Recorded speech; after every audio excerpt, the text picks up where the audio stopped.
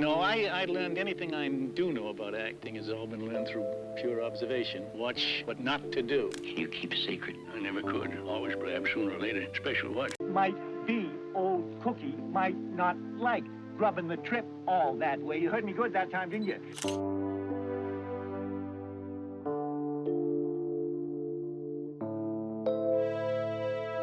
This is the story of Walter Brennan, a famous actor known for his charm. But what secrets did he hide behind his success? Today, we explore the complex life of Walter Brennan, a famous actor followed by controversial beliefs. From winning 3 Oscars to holding views that shocked many, learn how Hollywood's beloved character became one of its most debated figures. That is right, Mr. Dunson. But might be old Cookie. Stick your nose in that door and don't say nothing. How do I know it's you? Tell me that. Yeah, I wished I could get me another mule like old Flora. They ain't turning out mules like they used to. No. Walter Brennan's story begins far from the glamour of Hollywood, in a small town of Swampscott, Massachusetts. Born on July 25, 1894, into a family of Irish immigrants, his early life was marked by modesty and hard work. His father was an engineer and an inventor who installed in Walter the value of persistence, while his mother managed the household, creating a nurturing environment for him and his siblings. Walter's initial career aspirations did not involve the silver screen. Educated at Rindge Technical High School in Cambridge, he focused on engineering, a practical choice given his family background. However, life had a twist in store. The outbreak of World War I saw a young Brennan enlisting in the army, serving bravely with the 101st Field Artillery Regiment in France. It was during these tumultuous years that Brennan faced life-changing adversity, exposure to mustard gas, which permanently altered his voice to a distinctly reedy, high-pitched tone that would later become his trademark in cinema. Returning from the war, Walter ventured into real estate and construction, riding the economic boom of the early 1920s. He made a small fortune only to lose it all in devastating real estate slump of 1925. Faced with financial ruin, Brennan found himself at a crossroads, leading him to a path he never envisioned: acting. Initially, Brennan did not aim for stardom. He moved to Los Angeles not with dreams of the big screen, but rather, out of necessity, taking a job as an extra at Universal Studios, earning a mere $7.50 a day. His early roles were unremarkable, often uncredited parts in silent films where he blended into the background. Films like The Calgary Stampede and Lorena the Lions in 1925 offered him minor exposure, but little in the way of a breakthrough. Yet, it was this tough start that honed his determination. Brennan's unique voice and the rugged features shaped by his wartime injuries gave him a distinctive presence on screen, eventually catching the eyes of directors. His perseverance led to more substantial roles, and by the mid-1930s, Brennan was no longer just another face in the crowd. He found his niche portraying older, often cantankerous but endearing characters, which resonated well with the audiences of the time. His big break came with Come and Get It in 1936, where his performance not only won him critical acclaim, but also his first Academy Award for Best Supporting Actor. This role set the stage for a remarkable decade during which Brennan would win 2 more Oscars, making history as one of the only 3 male actors to win 3 Academy Awards. But how did these humble beginnings lead to an Oscar-winning career? Walter Brennan's ascent from Hollywood extra to Oscar-winning actor is a tale of tenacity and talent, converging at just the right moment. His initial Oscar win for Come and Get It was not just a personal victory, it was a beacon that marked the emergence of a new character actor in the Hollywood scene who could steal the show with his unique blend of grit and warmth. Following his initial success, Brennan didn't rest on his laurels. He continued to build his filmography with roles that showcased his versatility and depth. In 1938, his portrayal of Peter Goodwin in Kentucky, a film that mingled the allure of horse racing with familial conflicts, brought him his 2nd Academy Award. This role underscored his ability to embody the character fully, bringing a heartfelt authenticity that resonated with audiences and critics alike. The momentum didn't stop. In 1940, Brennan starred in The Westerner, playing the complex character Judge Roy Bean, a role that blended menace and humor in a portrayal of a self-appointed lawman. His performance was both charismatic and chilling, providing a nuanced look at the Old West's rugged justice. This role earned Brennan his third Oscar, marking an extraordinary achievement of winning 3 Academy Awards within 5 years, a testament to his significant impact on the film industry during that era. But Brennan's rise was not just about the accolades, it was also about the relationships he cultivated along the way. He worked with some of the era's most influential directors, including Howard Hawks and William Wyler, who helped shape his path to stardom. His repeated collaborations with these directors not only solidified his career, but also ensured that he remained a sought-after character actor, cherished for his ability to bring authenticity and integrity to his roles. However, it wasn't just the directors who influenced Brennan's career, his co-stars also played a pivotal role. Working alongside Gary Cooper, for instance, Brennan found a screen partner that was both dynamic and enriching. Their on-screen chemistry in films like Sergeant York showcased Brennan's ability to hold his own with leading actors of the time, further cementing his place in Hollywood. His characters often represented the everyman, the underdog, or the sidekick, but Brennan imbued them with such spirit and depth that they often become the heart of the film. This ability to turn supporting roles into standout performances made him a favorite not only among audiences, but also among his peers, who respected his craft and dedication. As the 1940s progressed, Brennan continued to take on roles that challenged him and allowed him to explore different facets of his acting prowess. His filmography during this period reads like a who's who of classic American cinema, with titles like To Have and Have Not and My Darling Clementine, films that have remained beloved for generations. While Brennan's career skyrocketed, his personal views began to cast a long shadow. Walter Brennan's repertoire of characters is as diverse as it is memorable. His distinctive high-pitched voice and rugged demeanor made him an ideal fit for the colorful, often crusty characters he portrayed, leaving an indelible mark on Hollywood's golden age. His acting style, marked by a naturalistic approach, allowed him to breathe life into every role, turning even minor characters into pivotal elements of the storyline. One of his most celebrated performances came in the 1940 film The Westerner, where Brennan's portrayal of Judge Roy Bean exemplified his skill in blending complexity with charm. His Judge Bean was not just a villain, he was a multifaceted character who was at once endearing and repulsive, showcasing Brennan's ability to navigate the nuances of character-driven storytelling. This performance not only earned him his third Oscar, but also solidified his status as a master of character acting. In Sergeant York in 1941, Brennan took on the role of Pastor Rosier Pyle, providing a grounded, moral counterpoint to Gary Cooper's war hero character. His performance was a masterclass in supporting acting, enhancing the film's main narrative while ensuring his character's memorable presence. His ability to convey profound wisdom through a simple, unadorned acting style was particularly evident in this role, resonating deeply with audiences and critics alike. Brennan's ability to embody authenticity was further showcased in To Have and Have Not in 1944. As Eddie, the rummy sidekick to Humphrey Bogart's lead, Brennan delivered a performance that was both humorous and poignant, crafting a character that was as real as he was relatable. His interactions with Bogart displayed a chemistry that elevated the film, highlighting his skill in using his voice and expressions to convey deep emotional layers. Another notable role was in My Darling Clementine in 1946, where Brennan played the old man Clanton, a character that stood out for its grit and complexity. Here again, Brennan's penchant for portraying characters who could be simultaneously sympathetic and sinister came to the fore, offering a glimpse into the darker corners of the human spirit. What truly set Brennan apart was his ability to adapt his acting style to fit both comedic and dramatic roles. His performances were never about stealing scenes, but rather about enhancing the narrative fabric of the film. Whether playing a lovable rogue, a stern authority figure, or a comic relief, Brennan brought a sense of believability and depth that made each character stand out. His technical mastery of acting was evident in his timing and use of space. Brennan knew precisely when to deliver a line for maximum effect and how to use his physicality to add layers to his performance. He often used his distinctive voice as an instrument, modulating it to fit the emotional demands of the scene, which became one of his trademark techniques. Brennan's influence extended beyond the characters he played. His approach to acting helped pave the way for character actors in Hollywood, demonstrating that supporting roles could be just as vital and impactful as leading ones. His legacy in film acting remains a testament to the power of subtle, nuanced performance over sheer star power. Yet behind the prominent roles was a mindset that shocked even the closest colleagues.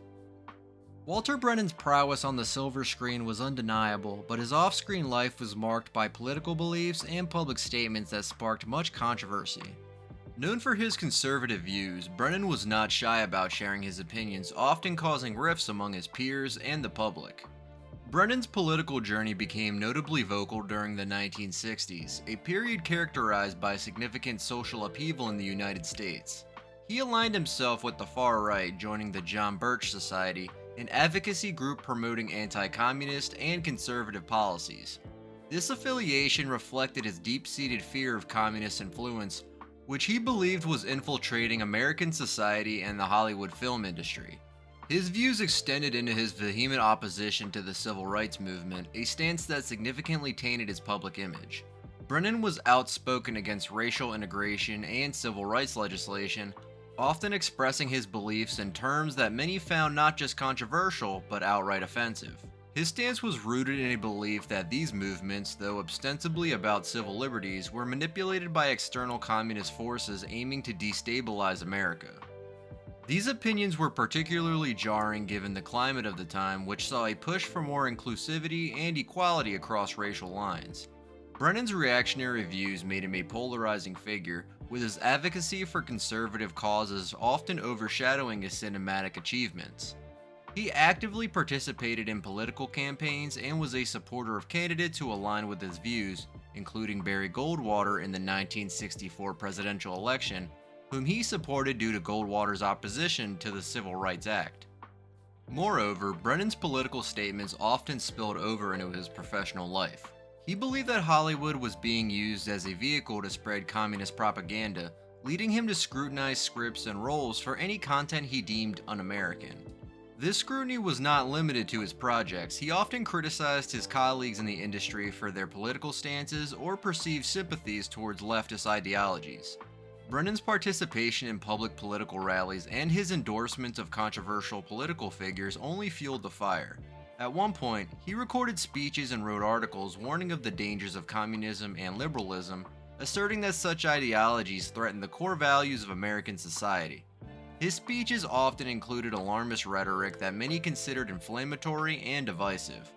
Despite the backlash, Brennan remained steadfast in his beliefs, rarely backpedaling on his public statements even in the face of criticism from the media and his peers in Hollywood. His unyielding stance on these issues painted a picture of a man deeply concerned about the direction of this country, yet his methods and expressions often alienated those who might have otherwise celebrated his cinematic legacy. And it wasn't just his politics. Brennan's view on civil rights would reveal a darker side. While Walter Brennan's acting prowess earned him accolades, his personal views often cast a long, dark shadow over his legacy. Brennan's deeply entrenched racism and discrimination came through not just in his political stance, but in several incidents that marked his interactions and public statements. Brennan's racial prejudices were most apparent during the Civil Rights era, a time when America was grappling with significant social changes. He openly opposed the Civil Rights Movement, expressing disdain for efforts to end segregation and promote equality. His views were not just confined to private conversations, they spilled over into the public arena, often causing outrage and disappointment among fans and contemporaries alike. One of the most telling incidents of his bigotry was his reaction to the assassination of Martin Luther King Jr. Reports from those close to him and media accounts at the time noted that Brennan expressed satisfaction upon hearing the news of King's death, a reaction that starkly illustrated his deep-seated racism. Such a response to the tragic death of a civil rights leader was both shocking and revealing, highlighting a level of prejudice that went beyond mere political disagreement. Furthermore, Brennan was known to have used his platform to disseminate his racist beliefs actively. He recorded speeches and wrote articles in which he vehemently criticized the civil rights movement, attributing it to communist influences rather than a legitimate struggle for equality. He often framed civil rights activists as threats to American society, using fear-mongering tactics to oppose any form of racial integration. His actions on set were also telling.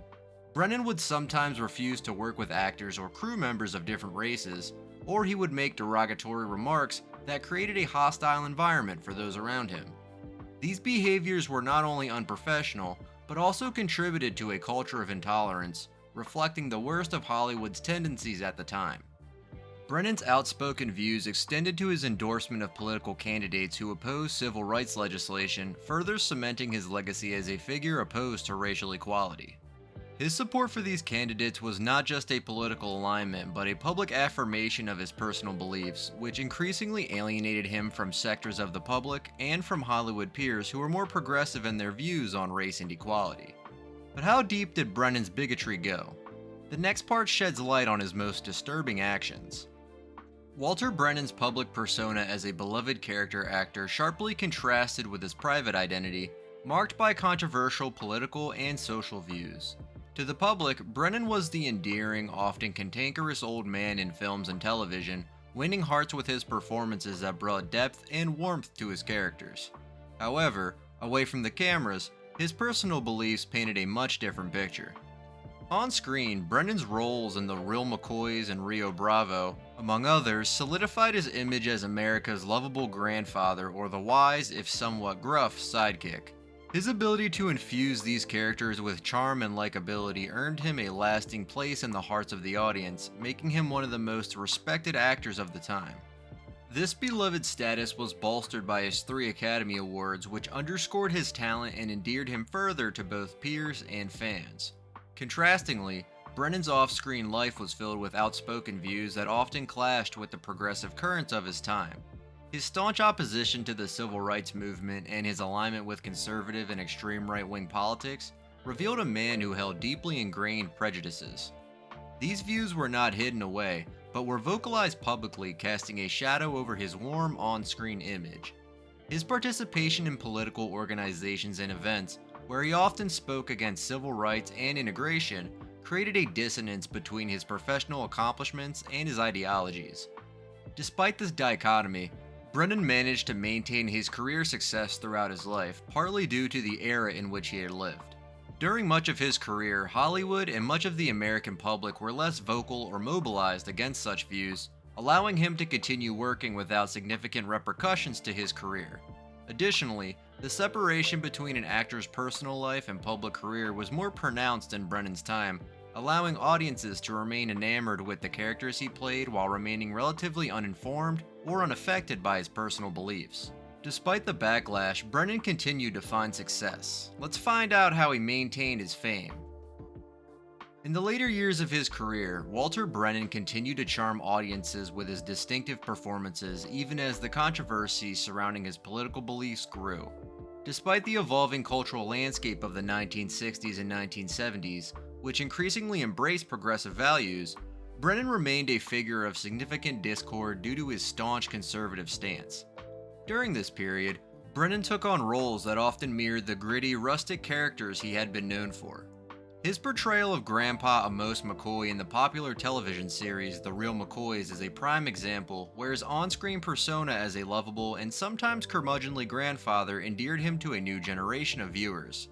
This role, along with others in films like Rio Bravo and How the West Was Won, allowed Brennan to maintain a high level of professional activity and visibility.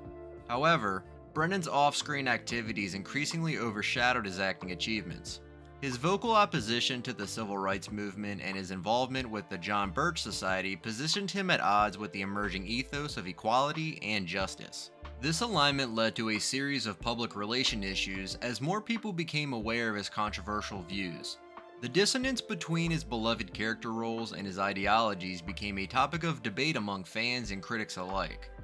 Furthermore, Brennan's participation in politically charged events and his public endorsements of ultra-conservative politicians reinforced the growing split between his professional image and personal convictions. This period saw Brennan leveraging his celebrity status to influence political outcomes, which did not always sit well with the Hollywood community or the general public, leading to a mixed legacy. As his career extended into the 1970s, Brennan faced the challenge of balancing his conservative image with the shifting dynamics of an industry that was increasingly embracing liberal values. Despite these challenges, he continued to work, although the roles became fewer and were often overshadowed by the controversies surrounding his political and social views.